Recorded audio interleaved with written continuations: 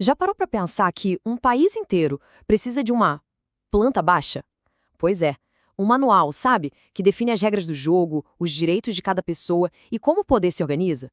No Brasil, esse documento existe e o nome dele é Constituição. E é sobre isso que a gente vai conversar hoje. Vamos mergulhar em como essa planta baixa organiza o nosso país. Então, fica essa pergunta, né? Como é que um país se organiza na prática? Como é que se define tudo? Regras, limites, objetivos? Parece super complexo, mas a resposta para tudo isso começa em um único lugar: a sua lei fundamental. Bom, vamos começar pelo começo, então. O que é, afinal, a Constituição? Olha, não é só mais um livro de leis, viu? É muito mais do que isso. Pense nela como se fosse a fundação de um prédio. É aquela base, muitas vezes invisível, mas que é absolutamente essencial. É sobre ela que todo o Estado brasileiro é construído. Basicamente, a Constituição é a lei mais importante de todas, a lei suprema do país. É ela que dita como o Estado vai funcionar, como os poderes vão se dividir e, talvez o mais importante de tudo, é ela que define e garante os nossos direitos fundamentais. Mas e aí, de onde vem uma Constituição? Como ela nasce? Existem basicamente duas formas. Uma Constituição pode ser imposta por um governante, o que a gente chama de outorgada. Mas a nossa, a de 1988, foi diferente. Ela foi promulgada. E o que isso quer dizer? Quer dizer que ela nasceu da vontade do povo, criada por representantes que foram eleitos só para essa missão. Ok, mas e para mudar essa Constituição? É fácil? Bom, para que essa base toda não seja abalada por qualquer ventania, o nosso plano mestre foi feito para ser bem resistente. A Constituição brasileira é o que a gente chama de rígida. Isso significa que mudar alguma coisa nela é um processo bem difícil, bem complexo. E isso é de propósito, tá? É para proteger os princípios mais importantes que estão lá. E que princípios são esses? São os pilares, a base de tudo. O artigo 1º da Constituição já deixa isso bem claro. Ele define os fundamentos do Brasil. São eles: a soberania, a cidadania, a dignidade da pessoa humana, os valores sociais do trabalho, da livre iniciativa e o pluralismo político. É a partir daí que todo o resto se constrói. Certo? Com a fundação e os pilares no lugar, vamos agora para uma parte do projeto que mexe com o dia a dia de todo mundo. Vamos falar das proteções, daquilo que a Constituição garante para cada pessoa que vive aqui. São os famosos direitos e garantias fundamentais. E quando a gente fala desses direitos, é impossível não falar do artigo 5º. Ele é tipo o coração de tudo isso. Funciona como um escudo mesmo, protegendo todo mundo que está em território brasileiro. Não importa se é cidadão ou estrangeiro.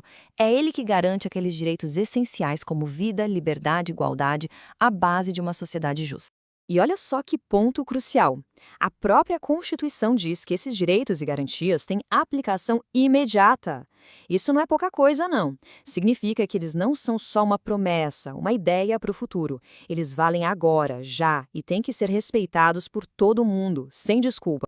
Tá, muito bonito no papel, mas e se um desses direitos for ameaçado ou violado na prática, o que acontece? Bom, o Plano Mestre pensou nisso também. Ele vem com um kit de ferramentas de emergência que a gente chama de remédios constitucionais. E cada remédio desses serve para uma coisa específica. Por exemplo, o habeas corpus, talvez o mais conhecido, protege a nossa liberdade de ir e vir. Já o habeas data, ele garante o direito de acessar ou corrigir informações pessoais que o governo tenha sobre alguém. Aí tem o mandado de segurança, que serve para proteger um direito claro que foi violado. E a ação popular, que permite que qualquer cidadão defenda o que é de todo mundo, como patrimônio público. São ferramentas poderosas. Beleza, já entendemos os direitos e como protegê-los. Agora vamos dar uma olhada no layout da coisa toda, na estrutura do poder. Como é que o nosso plano mestre organiza o governo para que ele funcione direitinho, de forma equilibrada? Primeiro, é bom lembrar que o Brasil é uma federação. O que isso quer dizer? Que o poder não fica concentrado num lugar só. Ele é dividido, compartilhado, entre 3 níveis que são autônomos. A União, que cuida das questões do país todo, os estados, com os assuntos regionais, e os municípios, que cuidam do que está mais perto da gente, no dia a dia. E para evitar ainda mais que o poder fique na mão de uma pessoa ou de um grupo só, a nossa estrutura é dividida em 3 funções principais. É aquela história dos 3 poderes, que um equilibra o outro, uma divisão bem inteligente. E a divisão é bem clara. A gente tem o poder legislativo, que é o Congresso Nacional, e a função dele é criar as leis. Depois vem o poder executivo, com o presidente da República à frente, que tem a missão de executar essas leis e administrar o país. E, por fim, o poder judiciário, com os juízes e tribunais que interpreta e aplica as leis quando tem algum conflito. Um cria, o outro executa e o terceiro julga. E é esse desenho que cria o famoso sistema de freios e contrapesos. A ideia é que cada poder seja independente, mas ao mesmo tempo um fiscaliza o outro. Isso garante o equilíbrio e impede que um deles abuse da força, sabe? No fim das contas, nenhum poder é absoluto. Bom, chegamos agora no sistema de segurança máximo de todo esse plano. Afinal, o que é que garante que essa planta baixa toda vai ser respeitada de verdade? A regra de ouro é esta: nada, absolutamente nada, pode estar acima da Constituição. Ela está no topo da pirâmide. Nenhuma lei, nenhum decreto, nenhuma decisão de um juiz, nada pode ir contra o que está escrito nela. É a lei suprema. Ponto final. E para garantir que essa regra seja cumprida, existe um mecanismo com um nome um pouco complicado: controle de constitucionalidade. Mas a ideia é simples. Pense nele como um controle de qualidade super rigoroso que verifica se todas as novas leis e atos do governo estão de acordo com a nossa planta baixa, com a Constituição. E como é que funciona essa checagem na prática? Basicamente de duas maneiras. Existe o chamado controle difuso, em que qualquer juiz, em um caso específico, pode dizer que uma lei é inconstitucional. E tem também o controle concentrado, que aí é uma tarefa principalmente do Supremo Tribunal Federal, o STF, e quando ele decide, a decisão vale para todo mundo.